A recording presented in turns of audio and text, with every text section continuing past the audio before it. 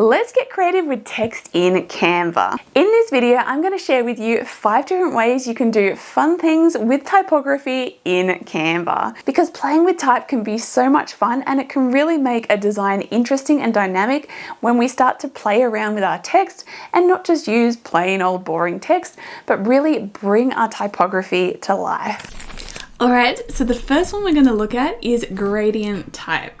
So what you're going to do is go to Apps, and you're going to type in type gradient.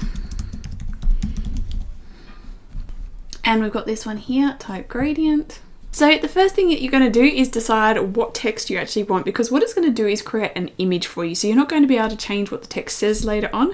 So we need to decide now, what do we want it to say? And as you can see, you can have several lines of text as well.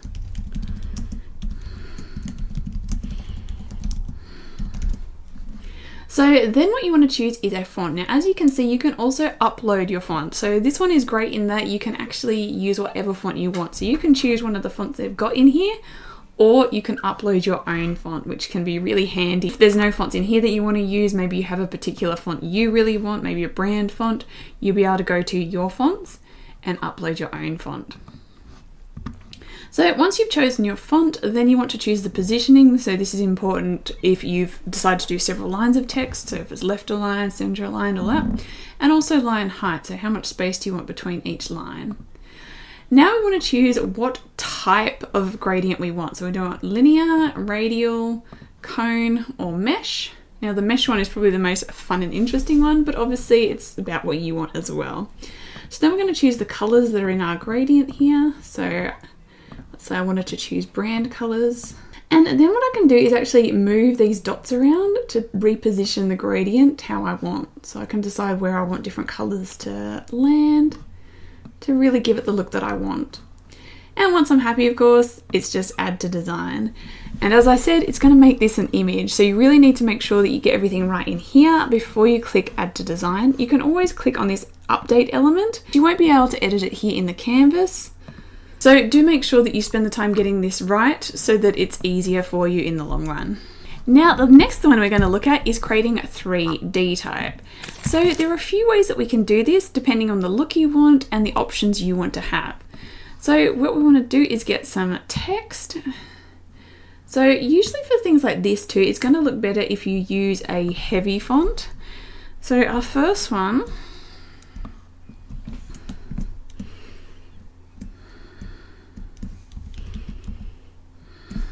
what we're going to do is do just the most basic one. And this one you can do within Canva, so you can choose whatever font you want to use.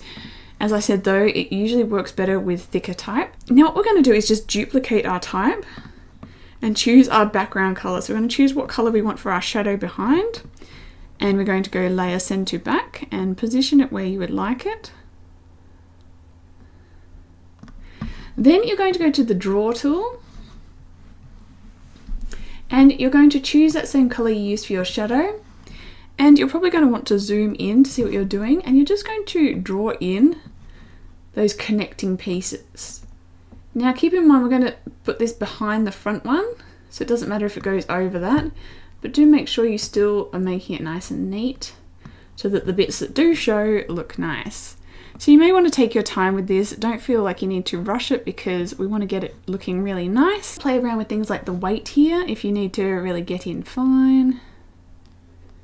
And of course, if you make a mistake, you can just click undo and try it again.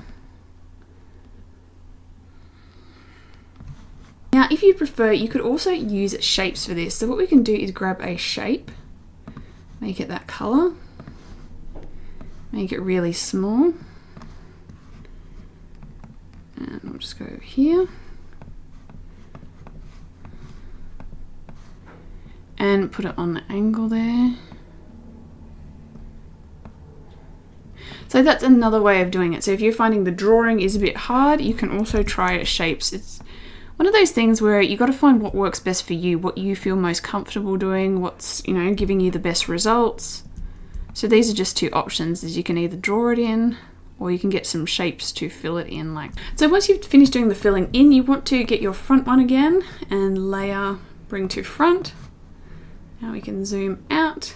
And as you can see, we've now created some 3D type. Another simple method is going to Effects, And choosing things like shadow. Now, as you can see, it's not going to create those connecting parts, but if you aren't bothered about that, if you just want more of a shadow type feel rather than, making it sort of extruding 3D, you do have that option too. So you've got the shadow and you can play with the different options. You've got lift, and you've also got here echo. So they all give sort of 3D effects. Even splice sort of gives a 3D effect. So there are other ways you can do it if you're not going to create that more exact extruding 3D look, but just want to sort of give your type a sort of a lift and make it feel a little bit more 3D on top of whatever you're putting it on.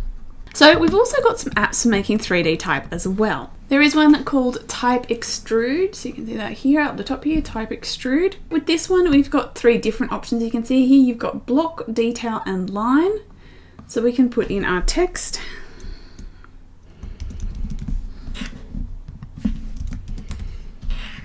You also want to choose if you want this on a dark background or light background. Then you can choose your font. So again, this one you can actually upload fonts. So if you want to use this particular style, you do have the option to upload fonts, which is very handy too. So if using that method of trying to draw it in yourself isn't enough, or you want something just a bit easier, you do have this option and you can bring your own font in. We can then choose the color, so what color our fill is. Then if you want block, detail, so that gives you an extra line inside, or an outline like that. Then what your extrude color is. And you can also click here on effect control. So if you want to change things like the outline thickness or the extrude angle, or even the extrude length if you want something more extreme.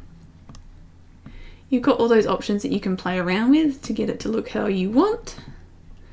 And then we're going to choose add to design. And there you go, that is another really cool effect. Again, once you put it in here, it's going to make it as an image. So that one is another good one because you can choose your own font if you want to. And also don't forget here too, next to font, we've got alignment and line height if you do have multiple lines. So I only had one line, so it didn't matter. But if you have multiple lines, do make sure you play around with those things to get it to look how you want. 3D one we've got is Text Maker. So let's have a look. You can have a look at some of these different styles, and if one of them is something you'd really like to use, that's going to give you some options there. So let's say we really like this skateboard one, for example. Now we're able to make some adjustments to it. So it sort of gives you a starting point. Then you can decide what you want it to look like. We can choose a font here. Now this one, I don't think it gives... Now this one, you've just got the fonts within here. You can't actually upload your own font, so this one is more limiting in the fonts that you can use. But we can still play with things like line height, even letter spacing, and text alignment. Then you can muck around with the effects if you want to make some adjustments. So you can add a filling to it, to add an image inside. So here it's got the skateboard image that's used here where it's got that line, the grey in there. So you can actually add things like that and have repeat, no repeats. There's some kind of cool stuff you can do with this one. So even though it limits your font usage, there's all kinds of cool effects you can do to make some really interesting text in this one. We can adjust things like our shadows and the angle, the distance, transparency, outer shadow. There's actually lots and lots of options within this if you start playing around. So if you're trying to create something that's really interesting, so you're not just having just a basic 3D, but you're trying to make something that's really interesting and different, this might be a cool tool to play around with. Basically, I think the only real limitation in this is the fact that you can't upload your own font. Let's just make a few adjustments quickly, just to make it a little bit more custom.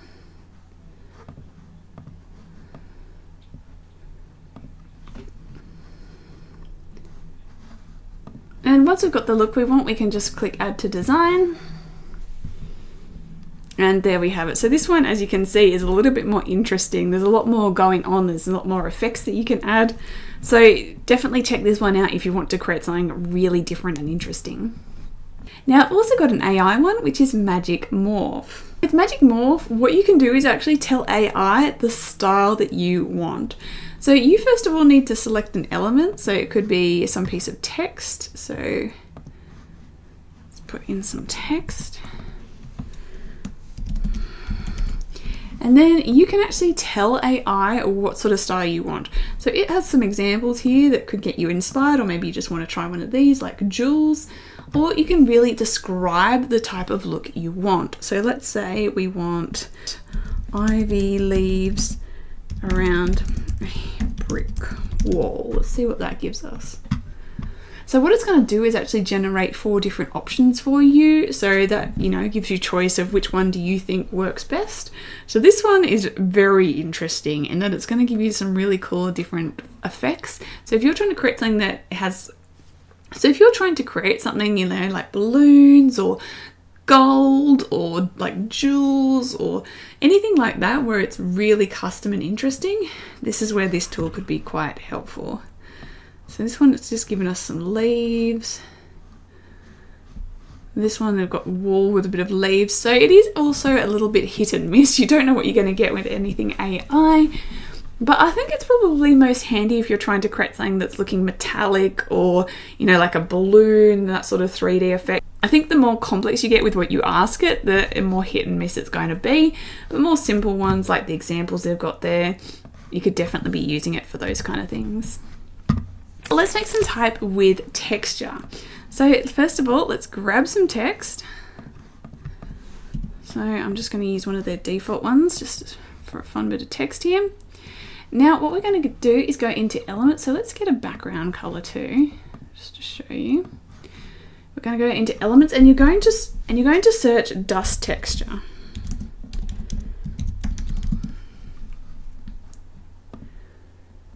So now we can choose any of these textures, anyone that you think will look good. And you're just going to, in the color here, choose the same color as your background color. And then you can adjust how big this is depending on how fine you want your texture to be.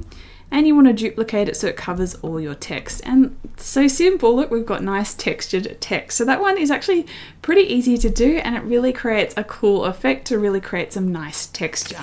Now a slightly more complicated one, we're going to wrap something around text. So this tends to work better when you've got quite straight text, not text that has lots of different angles and roundness to it. So we want a font like this that has a lot of straight lines. That's going to be the most easy for us to work with.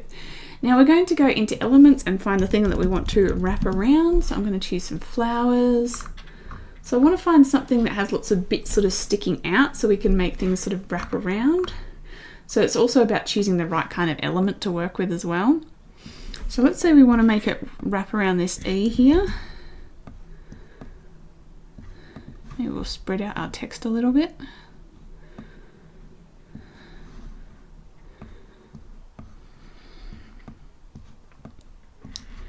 Alright, so we're going to zoom in to see what we're doing. And with this one, what you've got to think is just you're constantly cutting it up. So it's really thinking about where do I want bits to go over and under and making sure there's no odd bits sticking out. So what we're going to do is first decide the first bit. So we want some here, and then we're going to duplicate it. And then we're going to crop down. So you can see here this bit of flower got cut off. So we want to bring that back in. And then we want to decide what bit we wanted to overlay. So maybe these bits here come over, duplicate again. And these bits we want to go under. So you're just duplicating this same thing over and over again and cropping it in different parts so it goes over and under and over and under. Just constantly thinking about what will be shown and what needs to be hidden.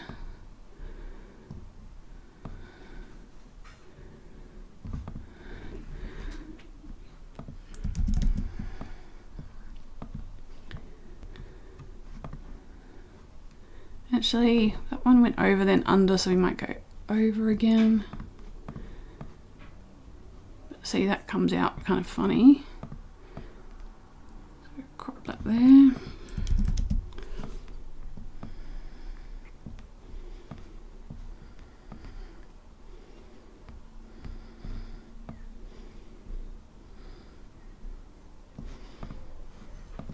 So you're constantly noticing if there's something that shouldn't be where it is, and how many times you need to cut out new sections to be able to fix it up.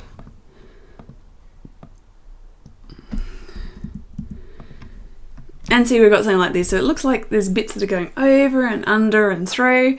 So really take your time with it, and and duplicate it as many times as you need to make it nice and neat, so there's no random little bits that's sticking out, because you don't want, you know, some funny bit that sticks there and oops, that shouldn't have been like that.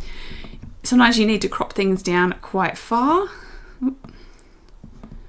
to really get that to finish off quite nicely, but it can be a really cool and fun effect, making it look like things are weaving in and out of letters. So our final technique is going to be putting images inside of text. If you go into elements under frames, you will find some letters. So let's go here under letters.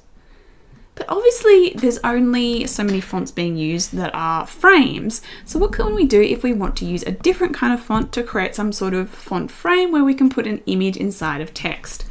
Well, another way we can do that, other than using the frames in Canva, is we can go to apps and go to font frame. And this one, it gives us an outline around it. So there is another one that doesn't. I just want to show you this one first. So we can choose our image that goes inside.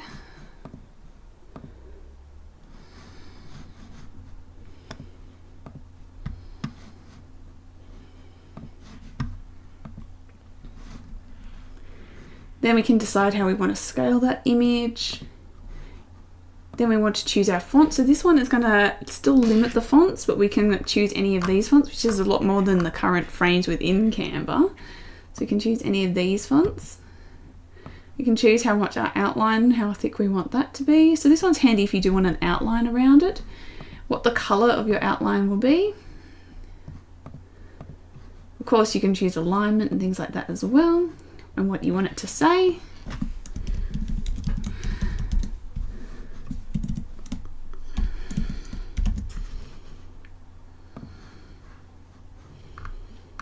And of course letter spacing and line spacing, and then add to design. Another app we can use is called Type Cutout.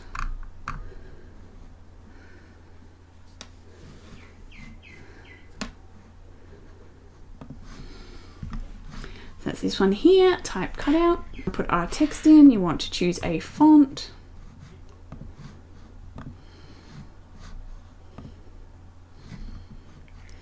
Also alignment, so left, center, or right.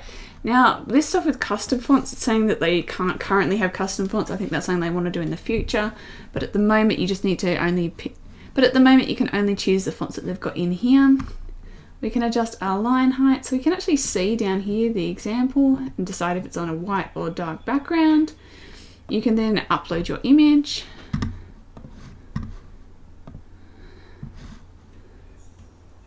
Then we can go into start edit mode, so that's where you can sort of move your image around so it sits exactly where you want. You can even scale it and rotate it so it sits exactly how you want within there. And then finish editing and add to design. So that's going to give you a few more font options, and this one's the non-outlined one. So the other app we can have an outline, this one doesn't have an outline. Now if you're really after absolute custom, the only way we can do this is by using PowerPoint or Keynote. So what you want to do for this is create your text, so choosing the font you want. So now because you're in Keynote or PowerPoint, you can choose the exact font that you would like to use. So you've got all the fonts that are on your computer. So you want to choose your font and choose what you want it to say. And of course you want to make it quite big on the page too. So you've got a nice big one to work with.